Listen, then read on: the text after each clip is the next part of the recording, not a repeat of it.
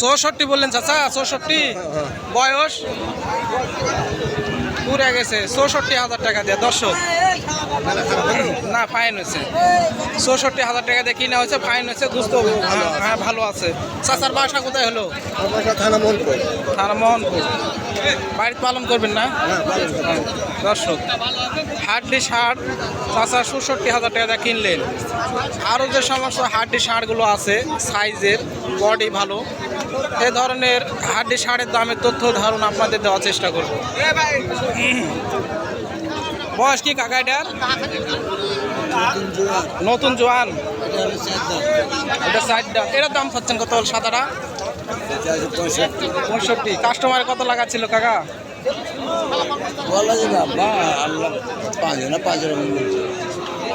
আমি তো নেওয়ার জন্য নয়, আমি তো ইউটিউবে ছাড়বো চাচা। আমি কাস্টমারক দামের তথ্য দিই আমি ভিডিওর মাধ্যমে।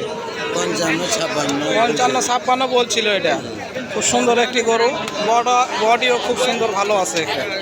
দর্শক, মোটামুটি গরুর আমদানি, দাম কম। দর্শক, খুব সুন্দর সুন্দর সাইজের গরু হাটের মধ্যে। বয়স কি ভাই এটার? জোয়ান। দাম চাচ্ছেন কত? 75,000 চাওয়ার দাম।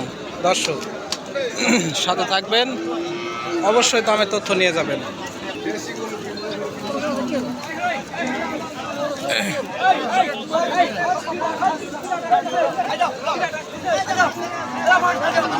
সাদাটার বয়স কি হলো কাকা? এর বয়স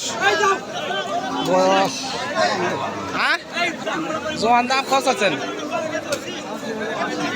80। এই বড় শিং এটার দাম কত আছেন চাচা? 70। বয়স কত কি এটা? পুড়ে গেছে। দাম কাস্টমারে কত বলেছে কাকা? 70 নিচে। দর্শক,